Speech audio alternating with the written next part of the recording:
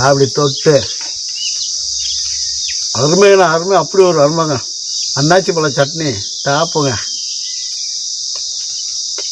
அனைவருக்கும் village health சார்பாக முதற்கன வணக்கம். உங்களால் வளர்ந்து வரும் உங்களின் ஒருவன் மேலமங்கலம் நெல்லியான் ஆச்சியப்பன். நண்பர்களே, இன்னைக்கு நம்ம வில்லேஜ் ஹெல்த் ஸ்டைல்ல ருசியான அன்னாச்சி பழத்தை வச்சு அருமையான ஒரு சட்னி வந்து நம்ம தயார் பண்ணிருக்கோம். இந்த சட்னி இட்லி, தோசை, பொங்கல், சப்பாத்தி, முக்கியமா பழைய சோறு, தயிர் சாதம், அனைத்து சாதத்துக்குமே அன்னாச்சி பழ சட்னி வந்து அருமையா இருக்கும். இந்த அன்னாச்சி பழ சட்னி எப்படி தயார் பண்றதை பாக்குறதுக்கு முன்னால நமது வில்லேஜ் ஹெல்த் சேனலை புதுசா பார்க்கக்கூடிய நண்பர்கள் தயவு செய்து லைக் பண்ணுங்க, மறக்காம சப்ஸ்கிரைப் பண்ணுங்க, நண்பர்களுக்கு ஷேர் பண்ணுங்க. நம்ம போடக்கூடிய வில்லேஜ் ஹெல்த் சேனல் உங்களுக்கு வந்து சேரும். வாங்க இப்ப அன்னாச்சி பழ சட்னி எப்படி தயார் பண்றத பாத்துருவோமா. நாக்குக்கு அப்படி ஒரு ருசியான சட்னிய.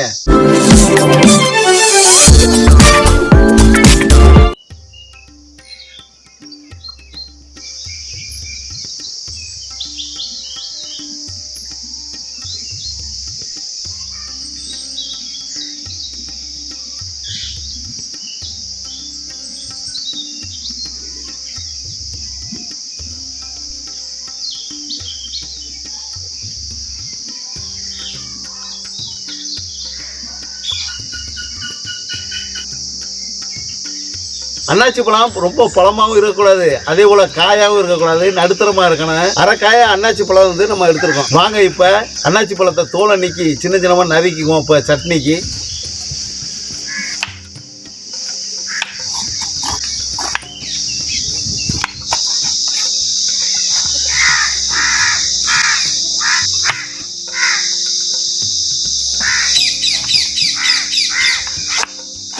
நம்ம வேணுங்கிற சைஸ் அளவுக்கு நம்ம நறுக்கிறோம். இப்போ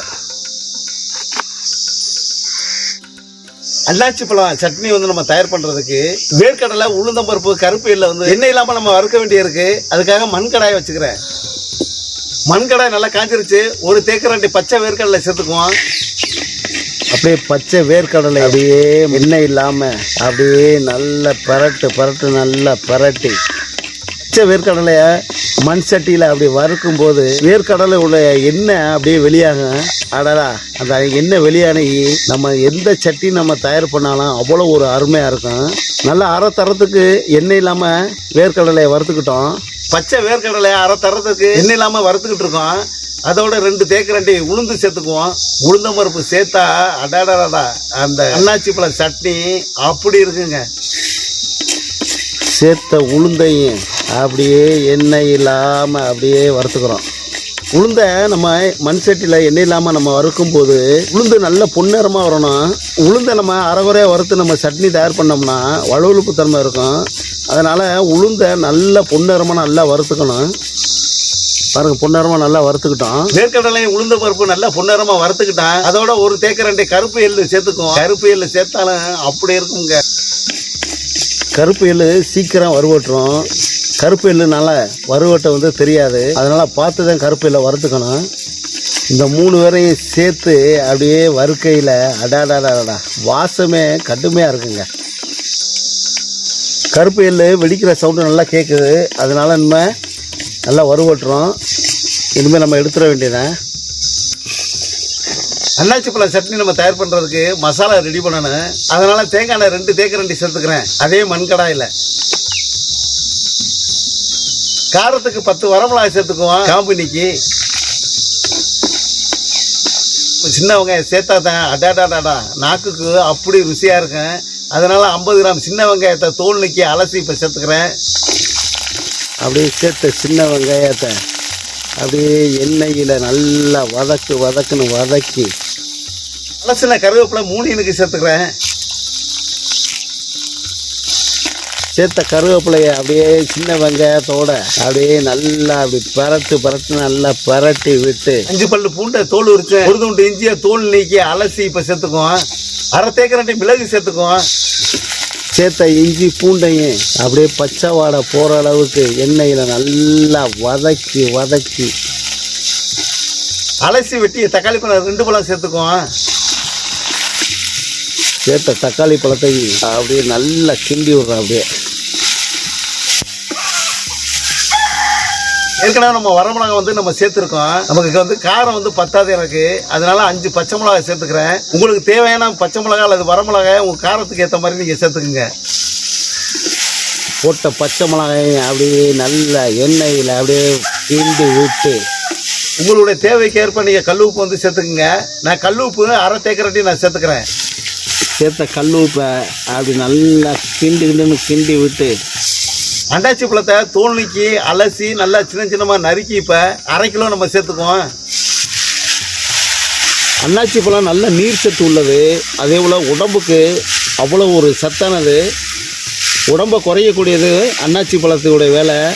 ஏகப்பட்ட சத்துக்கள் அன்னாச்சி பழத்தில் இருக்குது. ஆனால் முக்கியமாக கர்ப்பிணி பெண்கள் வந்து சாப்பிடக்கூடாது. நம்ம சேர்த்த அன்னாச்சி பழத்தை எண்ணெயில் சுருள நல்லா அப்படியே கிண்டி விட்றேன். அப்படி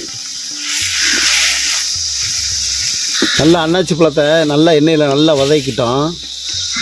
2 துண்டு தேங்காயை சின்ன சின்ன நறுக்கி இப்போ சேர்த்துக்குவோம். தேங்காய் நம்ம சேர்த்தோம்னா அன்னாச்சி பழ சட்னி சாப்பிடல ஒரு வித்தியாசமாக இருக்கும். நான் தேங்காய் வந்து சேர்த்துருக்கேன். உங்களுக்கு தேங்காய் வேணாம்னா தேங்காய் வந்து சேர்க்க வேணாம். அன்னாச்சி பழம் நம்ம சாப்பிடையில அன்னாச்சி பழம் புளிக்கவும் செய்யும், அதே போல் இனிக்கவும் செய்யும் அன்னாச்சி பழம். ஆனால் நம்ம அன்னாச்சி பழம் நம்ம நடுத்தரமாக உள்ள காயத்தை நம்ம எடுத்துருக்கோம். அன்னாச்சி காய் வெள்ளைக்கட்டி சேர்த்தோம்னா அடாடாடாடா அவ்வளவு நாக்குக்கு ருசியாக இருக்கும். அதனால் 1/2 துண்டு வெள்ளைக்கட்டி வந்து சேர்த்துக்கிறேன். சேர்த்த வெள்ளைக்கட்டி அப்படி கிண்டி விட்டு வெள்ளைக்கட்டி நம்ம சேர்க்குறதுனால காரம் இனிப்பு புளிப்பு அடடா அன்னாச்சி பழம் சட்னி நம்ம சாப்பிடையில அப்படி தாங்க இருக்கும். எண்ணெய் இல்லாமல் வறுத்த வேர்க்கடலை உளுந்த பருப்பு கருப்பு எண்ணெய் இப்போ சேர்த்துக்கிட்டுருவோம். 1/2 தேக்கரண்டி பெருங்காயத்தூள் சேர்த்துக்குவோம். பெருங்காயத்தூள் சேர்த்தா அடாடாடாடா அப்படி இருக்குமுங்க. சேர்த்தவங்களை அப்படியே நல்லா அப்படியே அன்னாச்சி பழத்தோட அப்படியே நல்லா கிண்டி விட்டு இந்த மாதிரி மசாலாவெலாம் சேர்த்து அன்னாச்சி பழம் சட்னி நீங்கள் தயார் பண்ணி நீங்கள் சாப்பிட்டீங்கன்னா 2 இட்லி சாப்பிட்றவங்க 4 இட்லியும், 4 இட்லி சாப்பிட்றவங்க 8 இட்லியும், 8 இட்லி சாப்பிட்றவங்க 16 இட்லியும் சாப்பிட்லாம். அவ்வளோ ஒரு நாக்குக்கு ருசியாக இருக்கும்.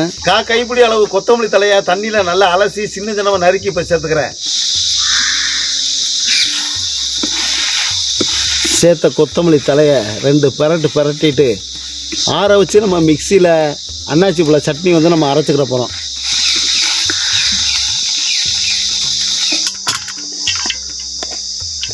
நம்ம வதக்கின மசாலா நல்லா ஆறிடுச்சு.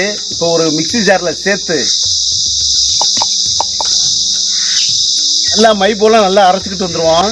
நமக்கு தண்ணி தேவைப்பட்டுச்சுன்னா நீங்கள் தண்ணி ஊற்றிக்கிங்க, தண்ணி தேவையில்லைன்னா தண்ணி வேணாம். அன்னாச்சி பழ சட்னி நல்லா மை போல் நல்லா அரைச்சிக்கிட்டோம். அன்னாச்சி பழ சட்னிக்கு ஒரு தாளிப்பு ஒன்று இருக்குது, தாளிச்சிருவோம். இப்போ தாளிப்புக்கு மண்கடாயை எடுத்து கடாயை நல்லா காஞ்சிருச்சு. 2 தேக்கரண்டி தேங்காய் எண்ணெய் சேர்த்துக்குவோம்.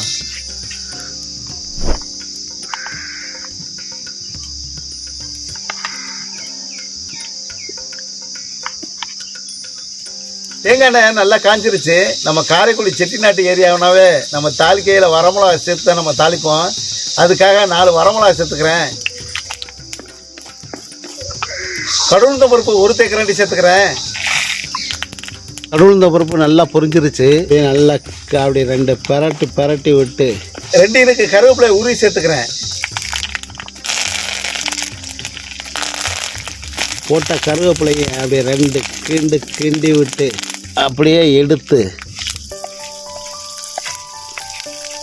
நண்பர்களே, நாக்குக்கு ருசியான வில்லேஜ் கழுத்து புட்டு ஸ்டைலில் அன்னாச்சி பழம் சட்னி வந்து நம்ம தயார் பண்ணிட்டோம். இனிமேல் நம்ம சாப்பிட வேண்டியதான். இட்லி வடையோட அப்படியே அன்னாச்சி பழம் சட்னியை தொட்டு அடாடாடா இப்போவே நாக்கு வருது வாயில் வைக்கிறதுக்கு முன்னாலேயே.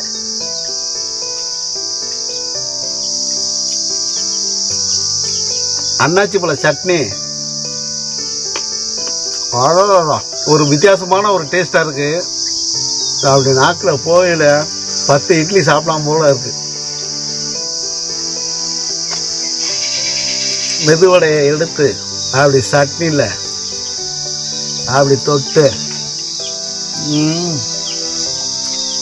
நண்பர்களே, இதே மாதிரி வில்லேஜ் கழுத்து ஸ்டைலில் அன்னாச்சி பழம் சட்னி வந்து நீங்கள் தயார் பண்ணி சாப்பிடுங்க. குழந்தைகள் முதல் பெரியவர்கள் வர நல்ல உடம்புக்கு அவ்வளோ ஒரு சத்தானது.